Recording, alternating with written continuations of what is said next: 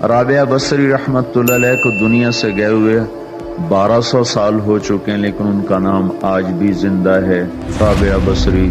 رابعہ بصری نہ کوئی شہزادی تھی، نہ کوئی ملکہ تھی، نہ کوئی وہ خوبصورت تھی، نہ کوئی خاندانی تھی، بلکہ عورت ہونے کے لحاظ سے ہر عیب اس میں تھا۔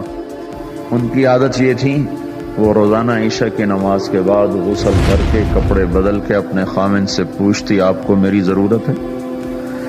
اگر وہ کہتے کوئی نہیں ہے تو پھر پوچھتی مجھے اجازت ہے؟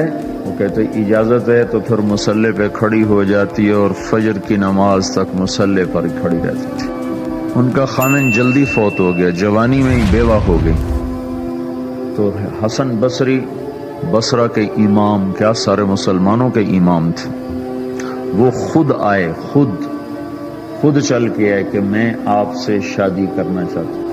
وہ کوئی شادی کا شوق نہیں تھا ان کو، وہ تو اولاد کے قابل نہیں، شکل صرف ان کی نیکی اور ان کا جو اللہ سے تعلق تھا، ان کو یہ لالچ ہوا کہ یہ میری بیوی ہو جائے تو اس کی تو فعل شاید میری بخشش ہو جائے۔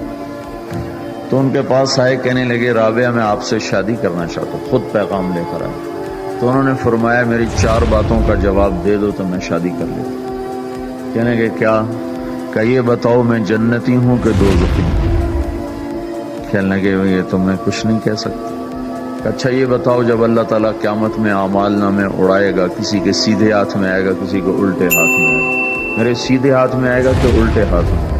کہنے لگے یہ بھی کچھ نہیں بتا سکتا۔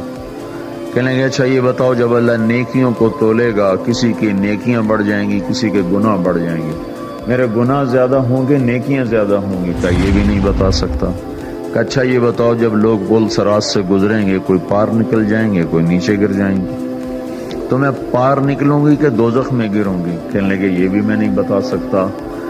تو پھر فرمایا اچھا جاؤ مجھے تیاری کرنے دو، مجھے ان 4 باتوں کی تیاری کرنی ہے، میرے پاس شادی کے لیے وقت کوئی نہیں ہے۔ جو اللہ سے دوستی لگا لیتے ہیں اللہ دنیا ان کے لیے مسخر کر دیتے، اللہ دنیا ان کے پاؤں میں ڈال دیتے۔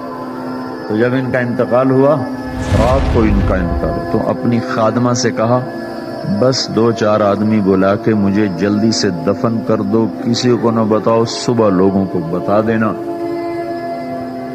اور مجھے کفن دینا میری اس چادر میں جس میں میں تہجد پڑھا کرتی تھی۔ تو انہوں نے راتوں رات دفن کر کے صبح اعلان کیا، شور مچ گیا، ہائے کیوں بتایا، کیوں نہیں بتایا، کیوں؟ تو اگلی رات ان کی خادمہ نے ان کو خواب میں دیکھا، سبز لباس پہنا ہوا، حسن و جمال، سورج چہرے پہ چمک رہا۔ پوچھا آپ کے ساتھ کیا ہوا؟ کہا میرے اللہ نے میرے ساتھ بہت عمدہ معاملہ کیا۔ کہا آپ کی وہ چادر کہاں گئی جس میں آپ کو کفن دیا تھا؟ کہا وہ اللہ تعالیٰ نے اتار لی ہے اور مجھے جنت کا جوڑا پہنایا ہے، اور اس چادر کو اللہ نے سنبھال کے رکھا ہے، جب قیامت کے دن میری نیکیوں کو اللہ تولے گا تو اس چادر کو بھی اس میں تولے گا۔ انہوں نے پوچھا منکر نکیر کا کیا ہوا؟ کہا وہ آئے تھے تو انہوں نے مجھ سے کہا من ربکی، تیرا رب کون ہے، تیرا رب کون ہے؟ تو میں نے منکر نکیر سے کہا جس اللہ کو 40 سال نہیں بھلایا اس کو 4 ہاتھ زمین کے نیچے آ کر میں بھول جاؤں گی؟ کہ جس رب کو 40 سال میں نہ بھلا سکی اس کو 4 ہاتھ زمین کے نیچے آ کر میں بھول جاؤں گی؟ تو منکر نکیر نے کہا اس کا آگے کیا حساب لینا، چلو بھائی واپس چلو۔